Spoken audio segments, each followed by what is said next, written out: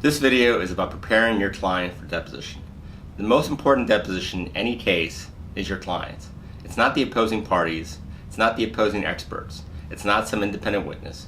It is always your client's. Your client has the potential of making very unfavorable admissions that will ruin his or her case, that can be used against them in summary judgment, in mediation, and certainly at trial. So preparation is the key. And I have a three-step process to preparing my clients for depositions. The first step is called reconnaissance, the second step is called indoctrination, and the third step is called interrogation. And let's go through those in turn. The first step is reconnaissance. I want to find out everything my client knows about the case. I want to pepper him or her with every conceivable question and procure every document, every email, every text message, every photograph, every letter they have about the case. I do not want surprises. I do not like surprises. Surprises do not make me happy and will not help the case. Sometimes clients think they're doing you a favor by keeping stuff from you. You have to let them know that that does not help at all. That they need to be completely frank and open with you and provide you all the available information they have about the case. That is called reconnaissance. I want to know everything there is to know about this case.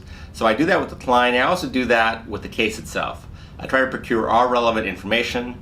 I take witness statements. I procure all relevant documents, so I have a complete sense of what I'm up against when it comes to this witness's deposition. I want to make sure I have every piece of paper this witness may be shown, my client may be shown a deposition, so that I can go through it with them and make sure we have a way of defending or responding to it. And then the next step is called the indoctrination. I need to have my client know what to expect at deposition. The opposing party is not their friend. They are not there to make friends. They are there to get admissions. They are there to interrogate my client. They are there to make them feel uncomfortable. They're there to get them to say something that will hurt their case and help the plaintiff's case or the defendant's case, depending on what side of the V I'm on. So it is important to understand that the client appreciates what their role is, that they have to be indoctrinated into their role.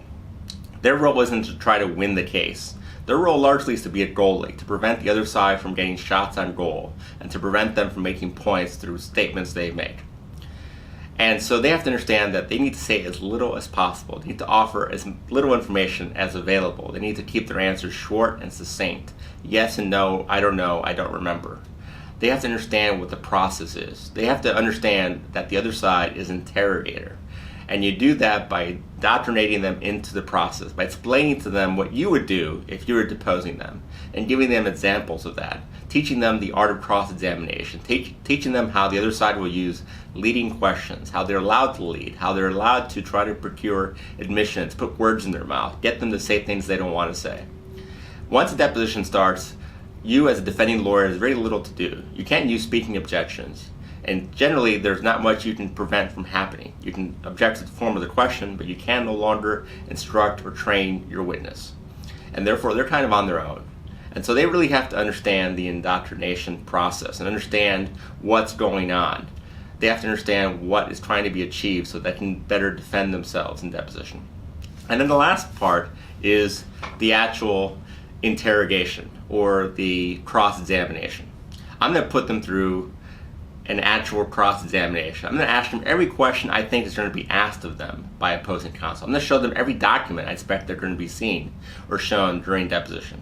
And we're going to go through it, and go through it, and go through it until I'm happy with their answers. Of course, they're not going to lie, they're not going to fabricate, they're not going to obfuscate, but they're going to know how to answer questions. They're going to know how to answer them in as short, direct, and simple ways possible. They're not going to proffer any information.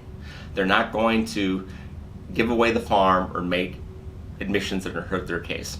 And so that's a three-step process. And this takes time, by the way. This isn't something you can do overnight. I generally meet with my clients 3 times. The first time is for the reconnaissance, to learn everything about their case. I'm not talking to them about the deposition. I'm not training them to how to be deposed. I'm just trying to pick their brain and pick their files for every last piece of information and piece of paper.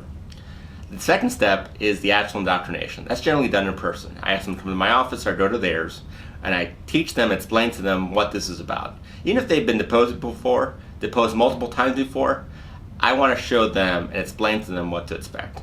And the third time is the mock examination. That's generally done close to the deposition. and may take a half day, a day, or more, depending on the type of witness you're dealing with and how agreeable and how they understand what their role is, how many documents are involved, and how many issues are involved. A big case involving hundreds of documents, hundreds of exhibits may take days to prepare. And so the witness and your client have to be prepared for that. They have to understand how long this process will take. But if you do all this, if you get all the information they have, if you teach them so that they learn and understand what to expect, and you go through all the questions you expect to ask them, they will do very well in deposition. Often I've been told after these depositions that it was a piece of cake. It was much easier than the prep I put them through. And that's the response you want to get from your client after they've been deposed.